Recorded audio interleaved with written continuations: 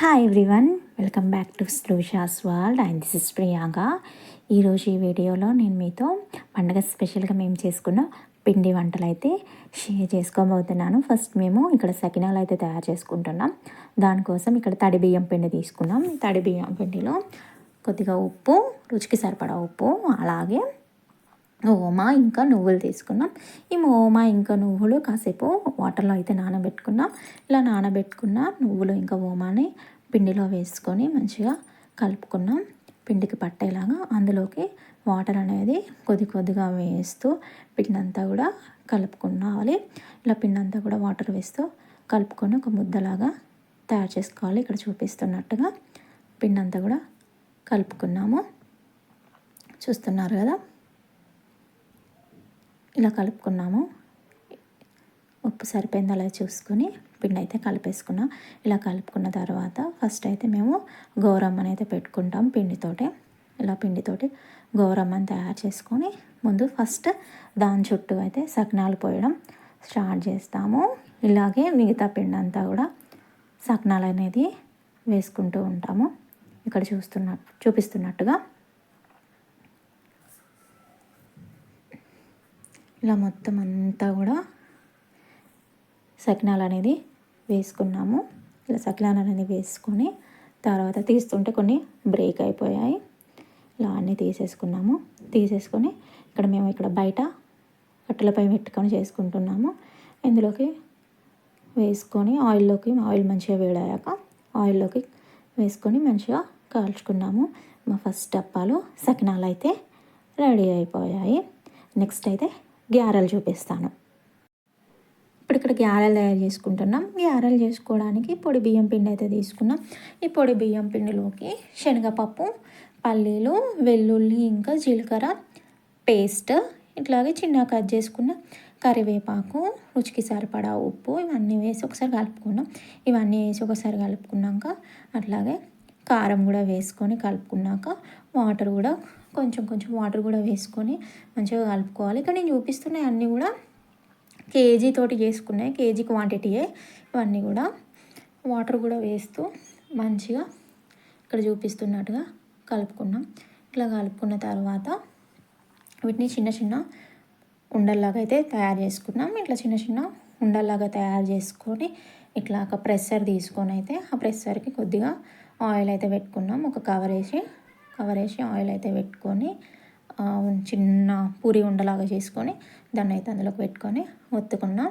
ఇట్లాగే మిగతా పిండి అంతా కూడా సేమ్ ఇట్లాగే ఒత్తేసుకున్నాం. గ్యారెలు కూడా ఇక్కడ చూపిస్తున్నట్టుగా ప్రెషర్ తోటే ఒత్తేసుకున్నాము.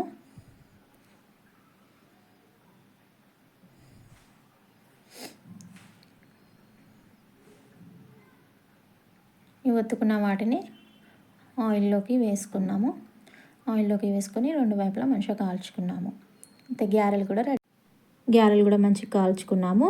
గ్యారెలు కూడా రెడీ అయిపోయాయి. నెక్స్ట్ అయితే కారపూసలు చూపిస్తాను.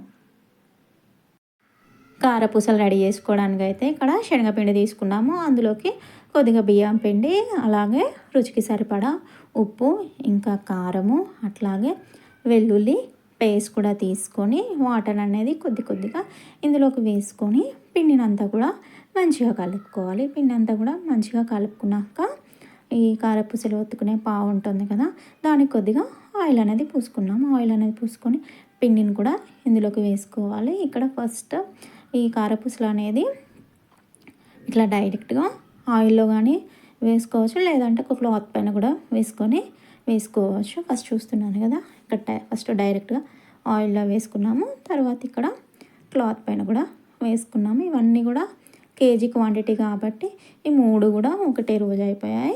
చూస్తున్నట్టుగా మొత్తం పిండి అంతా కూడా ఇలాగే చేస్తూ కారపూసలన్నీ కూడా కాల్ చేసుకున్నాము. అంతే, మన మూడో ఐటమ్ కారపూసలు కూడా రెడీ అయిపోయాయి.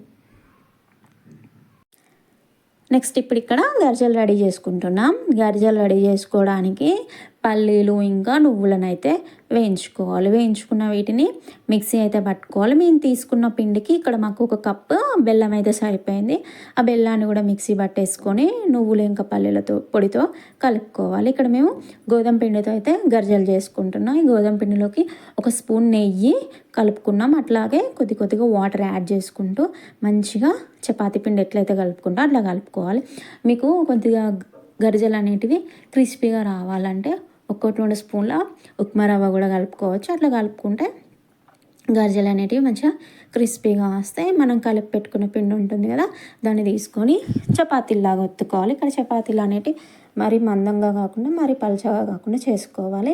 ఇక్కడ మనం రెడీ చేసి పెట్టుకున్న నువ్వుల పిండి ఉంది కదా, దాన్ని ఇందులోకి వేసుకొని చపాతీలోకి ఈ గరిజల చెక్కలో పెట్టుకొని ఒత్తేసుకుంటూ చివర్లో ఈ పిండిని కూడా తీసేయాలి.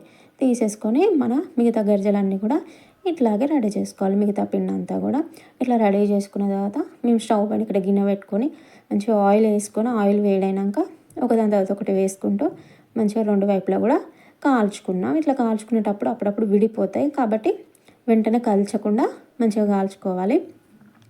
Thanks for watching. ఇక్కడ మా గరిజలు కూడా రెడీ అయిపోయాయి.